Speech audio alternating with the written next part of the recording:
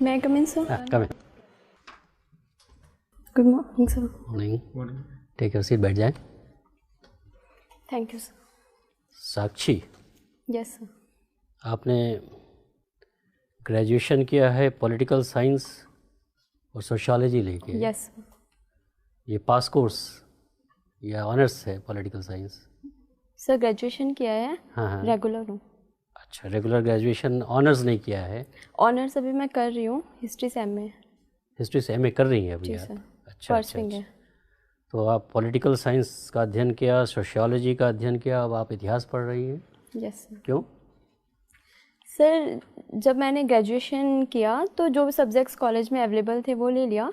Graduation के बाद मैंने सिविल सर्विसेज की प्रिपरेशन स्टार्ट की तो मुझे हिस्ट्री इंटरेस्टिंग लगा और मुझे ऐसा भी लगा कि फर्स्ट पेपर में जीएस फर्स्ट पेपर में 50% कवर हो जाएगा और जो मेरे ग्रेजुएशन के सब्जेक्ट हैं वो सेकंड पेपर में हेल्पफुल हो जाएंगे. अच्छा. यही सब देखते हुए मैंने हिस्ट्री ऑप्ट किया. हिस्ट्री में क्या अच्छा लगता है आपको? इंडियन हिस्ट्री की बात अगर हम करें, कौन सा पीरियड आपको ज़्यादा अच्छा लगता है? सर इंडियन हिस्ट्री में Indian national movement. Indian national movement. Yes sir. ऐसी कौन सी स्टोरी है इंडियन नेशनल मूवमेंट की जो आपको सबसे ज़्यादा इंस्पायर करती है? सर जिस तरह से हमारे देश में पहले उग्रवाद, फिर उदारवाद, फिर गांधी जी ने अंग्रेज़ों का मुकाबला किया, रणनीति बनाई, गांधी जी की जो रणनीति रही और जिस तरह से पूरे देश ने सहभागिता की, ये सब चीज़ें देख के बहुत ही एनर्जी आती है और अच्छा लगता है पढ़ के. मान लीजिए आप सिविल सर्वेंट हो जाते हैं तो जो भी आपने टेक अवेज है, जो इंस्पायर्ड हो के जो भी आपने सीखा है, समझा है, उसका कैसे उपयोग करेंगी आप अपने जीवन में? Sir civil servant Indian national movement से. हाँ सर इंडियन नेशनल मूवमेंट से मैंने ये सीखा है कि हमारे समाज में विभिन्न धर्मों के लोग हैं और हमें हमेशा सबको साथ लेकर ही चलना होगा. अगर कभी भी हम किसी एक पक्ष में जाते हैं या वोट बैंक राजनीति इन सब के चलते किसी एक धर्म का सपोर्ट करते हैं तो उसके परिणाम गलत आते हैं. इसीलिए हमेशा सोसाइटी के हर वर्ग को साथ लेके चलना होगा. दूसरा मैंने ये सीखा है कि पीपल पार्टिसिपेशन बहुत रिक्वायर्ड है. तो एज अ सिविल सर्वेंट मैं हमेशा जब भी कुछ भी काम करूँगी मैं कोशिश करूँगी कि रोल ऑफ पीपल हमेशा इम्पॉर्टेंट हो, उनका फीडबैक लेती रहूँगी और इसके अकॉर्डिंग अपनी पॉलिसीज़ में चेंज करती रहूँगी. तीसरा मैंने ये सीखा है कि महिलाओं का रोल बहुत इम्पॉर्टेंट होता है और एज अ सिविल सर्वेंट मैं हमेशा कोशिश करूँगी कि वुमेन इक्वलिटी हो, वुमेन भी आगे आके अपना रोल पूरा करें. वुमेन इक्वलिटी से आप क्या मीन करती हैं जब आप कह रही हैं वुमेन इक्वलिटी हो? सर वुमेन इक्वलिटी से मेरा मतलब है कि इकोनॉमिक, पॉलिटिकल, सोशल हर क्षेत्र में उन्हें बराबर का अधिकार मिले, न ज़्यादा न कम. अगर वो किसी चीज़ की योग्यता रखती हैं तो उनको अवसर मिले. ऐसा नहीं कि वो सिर्फ फीमेल हैं इसलिए उन्हें रोक दिया जाए. संविधान ने तो दिया हुआ है इक्वलिटी का राइट. सर कॉन्स्टिट्यूशन ने दिया हुआ है लेकिन हमारा सोशल माइंडसेट पैट्रियार्की बन गया है जिस वजह से काफ़ी उनके लिए सेक्टर्स लिमिटेड कर दिए गए हैं. ये चीज़ नहीं होनी चाहिए. मान लिया जाए आपको डिस्ट्रिक्ट मजिस्ट्रेट बना दिया जाता है, आप यूपी की रहने वाली हैं ना? Yes sir. यूपी के किसी ज़िले में आपको डिस्ट्रिक्ट मजिस्ट्रेट बना दिया जाता है. Yes sir. पहली बात आपने की कि आप चाहेंगे कि कम्युनल हार्मोनी बनी रहे. Yes sir. Vote bank politics में हम लोग ना पड़े. और एक ही दिन आपको हिंदू समाज आता है आपके पास, कहता है कि साहब हमें रामनवमी का जुलूस निकालना है. मुस्लिम समाज आता है आपके पास कि साहब हमें आज तजिया निकालना है और एक ही रूट से निकालना है हमें. एज डिस्ट्रिक्ट मजिस्ट्रेट आप क्या करेंगी? सर यहाँ पे दोनों दलों की भावनाओं का सम्मान करना चाहिए क्योंकि दोनों ही अपने अपने धर्म को एक तरह से रिप्रेजेंट करना चाहते हैं. इसके लिए मैं उनके लीडर जो भी होंगे उनसे बात करूँगी कि वो एक ही जगह से निकालना, या तो वो अलग अलग रास्ते चुन लें, बट अगर उनकी ज़िद है कि एक ही जगह से निकालना है तो टाइम में थोड़ा सा अंतर कर दिया जाए जिससे दोनों सद्भावना से अपना काम कर सकें. अच्छा, आपने अपने हॉबीज़ में घूमर डांस की जिक्र की है आपने. यस. ये क्या होता है Ghoomar dance? Sir Ghoomar dance एक राजस्थानी फोक डांस है जिसमें कुछ विशेष तरह के सॉन्ग होते हैं जैसे घूमर रमवाने सा, टूटे बाल, इस तरह के सॉन्ग्स पे डांस किया जाता है और इसमें परंपरागत ड्रेस पहनी जाती है, लहंगा, चुन्नी, और ट्रेडिशनल रूप से जब घूमर किया जाता था तो एक ट्रांसपेरेंट घूंघट भी लिया जाता था. ये घूमर कब की शुरुआत कब हुई थी और क्यों किया जाता था? सर, इसकी शुरुआत भील जनजाति से ही मानी जाती है कि वो अपने समुदाय में खुशी के जब भी अवसर होते थे, जैसे किसी का जन्मदिन होता था या किसी की सालगिरह होती थी, फसल कटाई होती थी, तब घूमर के माध्यम से अपनी खुशी को प्रकट करते थे। और आगे ये राजस्थान में फैल गया। इसके बाद पास के राज्यों जैसे उत्तर प्रदेश, गुजरात में भी काफ़ी अच्छे से किया जाता है। हाल फिलहाल में एक कंट्रोवर्शियल मूवी बनी थी, हिंदी सिनेमा बनी थी, यस सर, जिसमें कि काफ़ी कंट्रोवर्सी हुई। उसमें एक घूमर डांस दिखाया गया था। आप बता सकती हैं कौन सी मूवी थी? सर पद्मावती। पद्मावती या पद्मावत? पद्मावत। पद्मावत मूवी आपने, उसमें घूमर डांस आपने देखा है? मूवी देखी है आपने? सर मूवी नहीं देखी है पर डांस देखा है। डांस देखा है आपने? जी सर। किसने गाना गाया है उसमें? सर श्रेया घोषाल। और सर चलिए कोई बात नहीं, हाँ सही। आपने आईपीएस चॉइस क्यों नहीं रखा? आप सर तो इतना कुछ करना चाहती है समाज के लिए, फिर आप क्या पुलिस में क्यों नहीं जाना चाहती हैं? सर इसके लिए फिजिकल रिक्वायरमेंट फुलफिल नहीं करती। अच्छा, ठीक। साक्षी, आपके नाम का क्या अर्थ है? सर साक्षी से मतलब है प्रत्यक्षदर्शी, आई विटनेस। कोई और साक्षी नाम से कोई और फेमस व्यक्तित्व जिसके बारे में आपको पता हो? सर साक्षी मलिक भारत की एक फ्री स्टाइल रेसलर हैं जिन्होंने 2016 के ओलंपिक में ब्रॉन्ज मेडल जीता था। अच्छा, कहाँ से है वो, किस राज्य से? हरियाणा। हरियाणा से। हरियाणा में कहाँ से? सॉरी सर, मुझे वो आइडिया नहीं। चलिए कोई बात नहीं। अच्छा, गारमेंट्स, यस, शायद आपका परिवार गारमेंट्स के बिजनेस से, या जैसा मैंने अभी पढ़ा कहीं पे गर गारमेंट्स करके है, ये क्या है गर गारमेंट्स? सर एक शॉप है हमारी रॉबर्ट्सगंज में। अच्छा, आपकी शॉप है? जी सर। तो गारमेंट के बारे में कुछ बताइए। गारमेंट्स के बारे में? उत्तर प्रदेश में गारमेंट्स के बारे में कुछ बताइए। सर उत्तर प्रदेश में टेक्सटाइल इंडस्ट्री का हब कानपुर रहा है। इसके अलावा हमारी एक रिटेल शॉप है रॉबर्ट्सगंज में ही, जिसमें शर्ट, पैंट, इस तरह की आइटम्स बेची जाती है। मैनचेस्टर ऑफ इंडिया किसको कहा जाता है? सर मुंबई। आप श्योर हैं? Yes sir. और Manchester of north India Kanpur. अच्छा, मैनचेस्टर कहाँ है? सर ये यूरोप में है, मेरे को एग्जैक्ट नहीं पता है। क्यों, जैसे मान लीजिए आपने मुंबई के बारे में ही कहा, मैनचेस्टर ऑफ इंडिया, या कानपुर के बारे में ही कहा, तो क्यों उन्हें कहा जाता है मैनचेस्टर?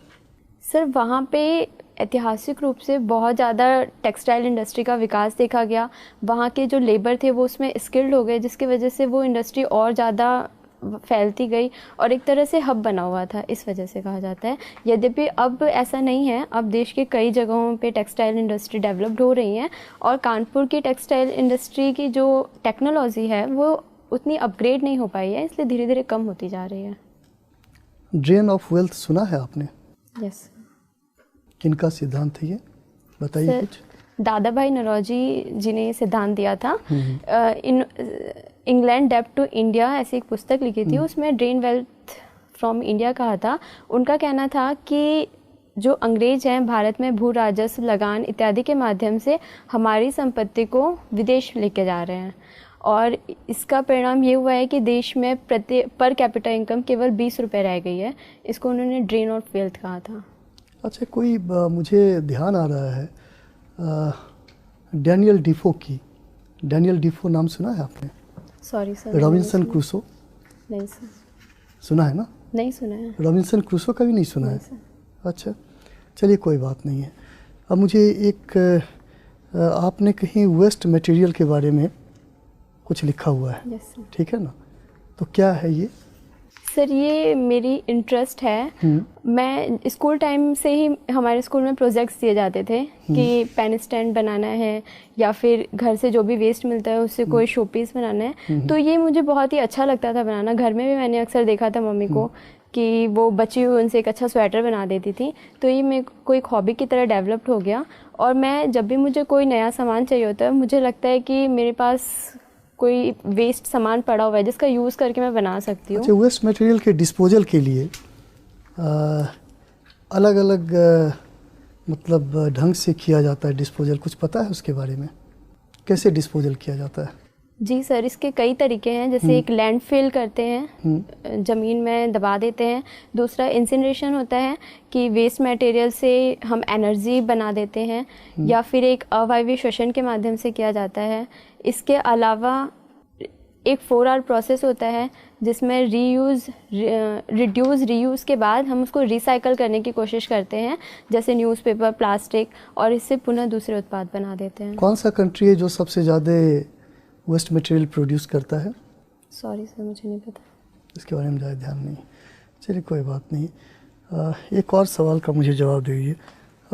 समाज शास्त्र में, सोशियोलॉजी में एक सोशल बॉन्डिंग करके सिद्धांत है, कुछ पता है उसके बारे में? सब पर्टिकुलर सिद्धांत के बारे में मुझे नहीं पता है, लेकिन एज जनरल सोसाइटी में अगर देखा जाए इंडिया के परिप्रेक्ष्य में, तो इतने धर्मों, जातिगत विविधता है, भाषाई विविधता है, फिर भी सभी एक साथ रहते हैं, टॉलरेंस के साथ रहते हैं, एक दूसरे के कस्टम को अप्रिशिएट करते हैं। इसको मैं सोशल बॉन्डिंग के रूप में देखती हूँ। चलिए ठीक। अभी आपने, ये आपका पहला साक्षात्कार है? Yes sir. इससे पहले आपने प्री दिया है? जी सर। ओके। अच्छा, जो अभी सर ने सवाल पूछा हो जिसका मैं वहीं से शुरू करता हूँ। आपने कहा सभी लोग बड़े सहिष्णुता से रहते हैं। मैं तो सहमत नहीं हूँ इस विचारधारा से। आए दिन दंगे होते हैं, थोड़े छोटे छोटे सामाजिक तनाव के ऊपर लोग उत्तेजित हो जाते हैं। और सर ने भी एक सवाल इससे मिलता जुलता पूछा था कि 2 अलग अलग समुदाय के लोग जुलूस निकालना चाहते हैं, एक ही समय पर निकालना चाहते हैं। आपने कहा कि हम उन्हें अलग टाइम दे देंगे, लेकिन ये लड़ाई तो उसी बात की है, साथ साथ निकालेंगे। तो कैसे आप उसको हैंडल करेंगे, ये बताइए। मैं आया हूँ, मेरे साथ एक और लोग आए हैं, और मेरा टाइम तो वही है, मैं तो नहीं बदलने वाला। बताइए। और आप उनको कहेंगे कि नहीं सब लोग प्यार से रहिए, तो कहने वाली बात है। मैं तो नहीं मानता कि लोग प्यार से रहते हैं। तो कैसे हैंडल करेंगे आप इस सिचुएशन? सर, अगर वहाँ की मैं डिस्ट्रिक्ट मैनेजर हूँ तो मेरे पास अथॉरिटी है कि मैं उन दोनों को मना भी कर सकती हूँ जुलूस निकालने के लिए। तो यहाँ पे मैं उन्हें पहले एक प्रपोजल दूंगी कि आप लोग इस टाइम पे निकाल लीजिए जिससे लॉ एंड ऑर्डर मेंटेन रहे। बट अगर वो नहीं एग्री करते हैं तो मैं उन्हें मना भी कर सकती हूँ कि आप दोनों को ही फिर परमिशन नहीं दी जाएगी जुलूस निकालने की। जब आप दोनों लोगों को मना करेंगी तो उसमें से एक जो उसका आयोजक है वो वहाँ के जो विधायक हैं उनका भाई है, वो उस कमेटी का चेयरमैन है, और वो बहुत प्रभावशाली है। 70 वर्ष से उसकी सीधी पहुँच है, और वो आपके पास भी बैठता है। उस दिन वो भीड़ उसके साथ है, तो वो भीड़ को देख के और ज़्यादा उत्तेजित हो गया है, और वो आपसे उसका जो एक नजरी लगाव है, जो आपके पास उठता बैठता है। जो डीएम आपके पास कई बार सिफारिशें लेके आया है, आपने उसकी 1-2 सिफारिशें छोटी मोटी मानी भी है। उस दिन वो आपसे ये सिफारिश मनवाना चाह रहा है। विधायक का भाई है, मुख्यमंत्री जी अभी कुछ दिन पहले उसके यहाँ आके गए हैं। बताइए अब आप कैसे मना करेंगे? सर, अगर उससे मेरा कोई कांटेक्ट है या मैं उसको जानती हूँ तो भी एज अ डीएम मुझे सोशल परिप्रेक्ष्य में काम करना होगा। मैं किसी पर्सनल के लिए काम नहीं कर सकती हूँ। और अगर मुझ पे पॉलिटिकल प्रेशर आता है तो मैं विधायक जी को समझा भी सकती हूँ, कंडीशन से उन्हें बता भी सकती हूँ कि इस तरह की सिचुएशन है, और अगर ऐसी कोई घटना एक साथ जुलूस निकाला जाता है तो यहाँ पे दंगे की स्थिति बन सकती है। और अगर फिर भी वो पॉलिटिकल प्रेशर बनाते हैं तो मैं डिनाई कर दूंगी कि सर। अच्छा चलिए, इसी में एक सिचुएशन और जोड़ते हैं। आपने उसको मना कर दिया, वो मान गया, लेकिन इन द मीन टाइम आपके जो मंडलायुक्त हैं, कमिश्नर हैं, जो आपसे 10 साल सीनियर हैं, उनका अगला रिंग आता है, कहता है नहीं इसमें जो दूसरा एक जो धर्म विशेष है उसको परमिशन नहीं देनी है और इनको परमिशन देनी है, इनको उसको टाल देना है। तो उस स्थिति में क्या करेंगे? वो तो आपको सीनियर है और वो आपको आदेश दे रहा है कि आप उनको उस पक्ष को दे दीजिए जो कि सत्ता पक्ष है, और जो दूसरा व्यक्ति है जो कि दूसरा धर्म विशेष का, उसको नहीं देना है या उसको टाल देना है कोई बहाना बना के। उस स्थिति में आप क्या करेंगे? और वो आपके सीनियर है, इमीडिएट सीनियर है, आपके कमिश्नरी में ही बैठते हैं जहाँ पे वो आपकी रोज मीटिंग लेते हैं। सर, पहले मैं उन्हें कंडीशन से अवेयर कराऊंगी और इसके क्या वो तो अवेयर है, आप उन्हें क्या, वो तो आपके सीनियर भी हैं। तो सर मैं उनसे अपील करूंगी कि वो मुझे रिटर्न में लिख के दें, और इसके जो भी कॉन्सिक्वेंसेज होंगे उसकी रिस्पॉन्सिबल फिर मैं नहीं होंगी। मैं उन्हें ऐसा स्पष्ट कर दूंगी। ओके, मतलब आप उन्हें बोल देंगे कि वो लिखित में दें। वो तो नाराज हो जाएंगे, आपकी करेक्टर रोल भी वही लिखेंगे। नहीं, आप सोच लीजिए, आप मुझे आराम से तसल्ली से जवाब दीजिए।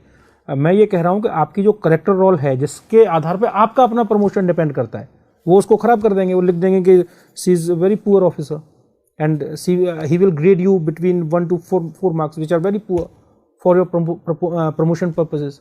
Then what exactly will you do in that situation? Sir मैं यही करूँगी, मैं उनसे रिटर्न में लिखने को दूंगी और जो भी कॉन्सिक्वेंसेज होंगे उसके रिस्पॉन्सिबल फिर वही होंगे। और जो मेरा फीडबैक है ये मेरे काम पे डिपेंड करता है।